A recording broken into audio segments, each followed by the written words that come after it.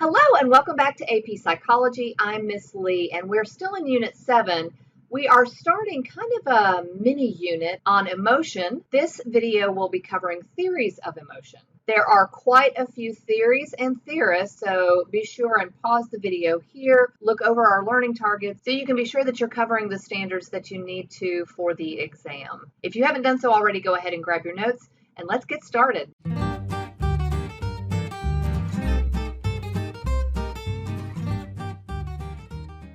Okay, so what I want you to do is start thinking about what makes an emotion, what actually is an emotion. For our purposes, the definition is that emotions are a mix of physiological activation, expressive behavior, so doing something about it, and a conscious experience, so something to do with thought and mental processes. Probably the oldest recognized theory sprang up because of William James. Hopefully that is a familiar name to you. James and Carl Long proposed an idea that was completely opposed to the common sense view. James-Long theory proposes that physiological activity precedes, it comes before the emotional experience. So your body has a reaction and then you have the emotion. So bodily changes ultimately cause you to feel emotion. There's a stimulus, something happens, there is a physiological response, and this leads to us having an emotion about that stimulus or that experience. Walter Cannon and Philip Bard questioned the James-Long theory and proposed that the emotion triggering stimulus and the body's arousal take place simultaneously, that there is no lag, that there doesn't have to be this first, then scenario. And some of the evidence to kind of back this up is that we know the thalamus produces both physical and emotional responses simultaneously as it sends messages to the autonomic nervous system and the cerebral cortex at the same time. So these things are happening in the brain at the same time. So what this looks like is you have a stimulus, and at the very same time you have the physiological response and the emotion.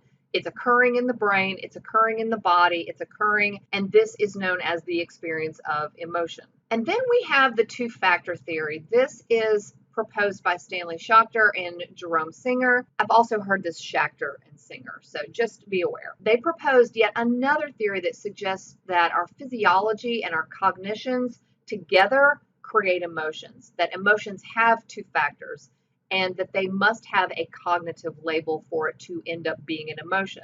So there is a stimulus that takes place, let's say a thunderstorm. There is a physiological response. Hearing the thunder raises your heart rate. And at the same time, you are cognitively labeling it. You are assessing that physiological response and stimulus, and those two things together, those two factors come together to create the experience of emotion. And something to remember while you're thinking about the two-factor theory is that physiological responses are pretty much similar across the emotions of fear and anger and love and boredom. Excitement and fear involve similar physiological arousal, while love and boredom involve similar physiological depression. So the physiological differences, physical responses like finger temperature and facial muscles change during fear, rage, and joy. So if you look at the image of the brain, there you see the amygdala.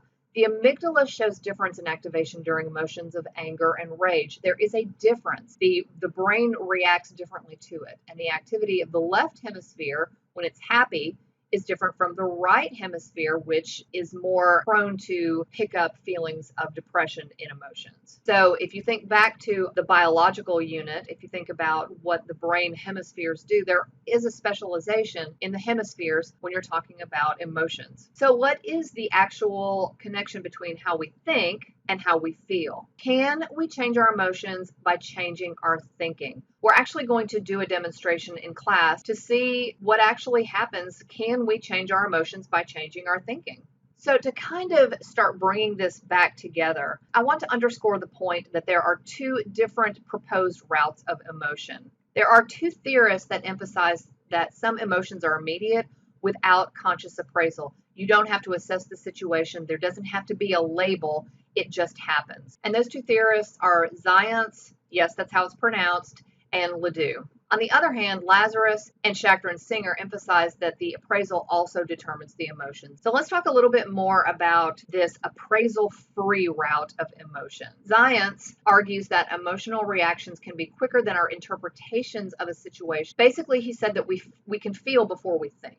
For example, you could feel scared when you're in the woods and hear a twig crack before you even have time to think about it or assess the situation. And research on neurological processes support this idea. There are some neural pathways involved in emotion that bypass the cortical areas involved in thinking. They just go straight to the parts of the autonomic nervous system to get you out of there or prepare you to fight.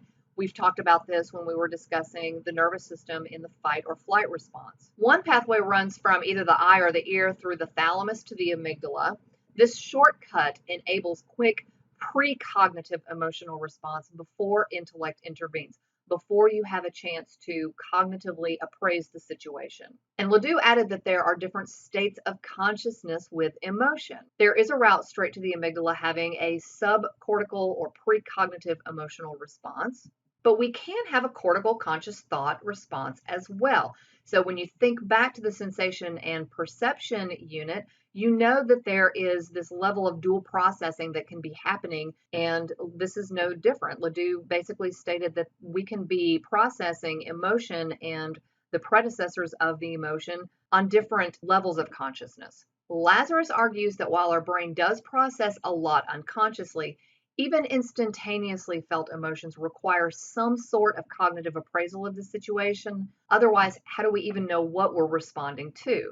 Appraisal may be effortless and may not be conscious, but it is still happening. So we may not even be aware that we're making that appraisal or that we are assessing that situation, but it is still happening on a subconscious or unconscious level. So back to that twig cracking in the woods scenario. Upon hearing a twig crack, you must appraise the situation as one that is dangerous in order to feel scared in the woods.